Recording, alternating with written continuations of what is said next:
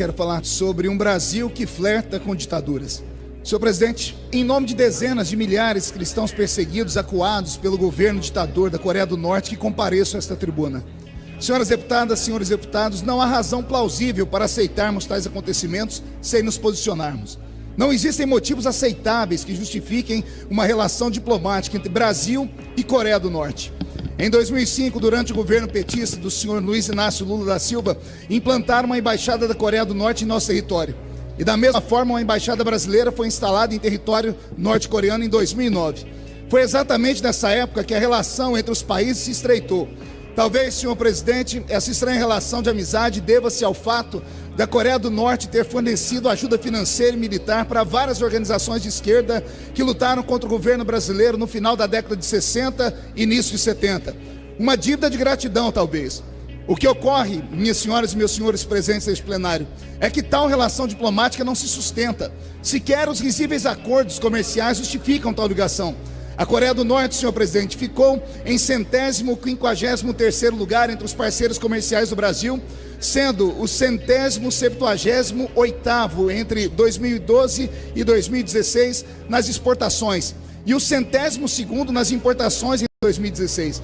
O intercâmbio comercial Brasil-Coreia do Norte decresceu 75,9%, despencando de 44 milhões para 10 milhões de dólares, segundo dados do próprio Ministério das Relações Exteriores. Ou seja, não há que se falar em relações comerciais sustentáveis entre Brasil e Coreia do Norte.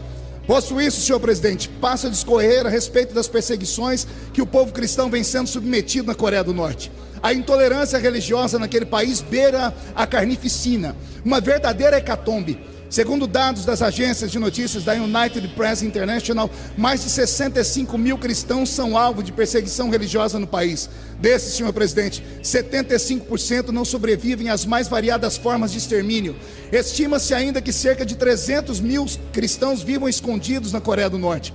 As minorias religiosas, incluindo os cristãos, têm sido submetidas a sessões de maus-tratos, enviadas para a prisão em situações precárias e outros castigos dos quais não sobrevivem. De acordo com um relatório recente do Christian Solidarity, uma organização ligada aos direitos humanos, os cristãos são crucificados, queimados, pisoteados e até mesmo esmagados com um rolo compressor na Coreia do Norte. São milhares de casos de torturas e execuções de pessoas, inclusive crianças, que se recusam a negar a Deus.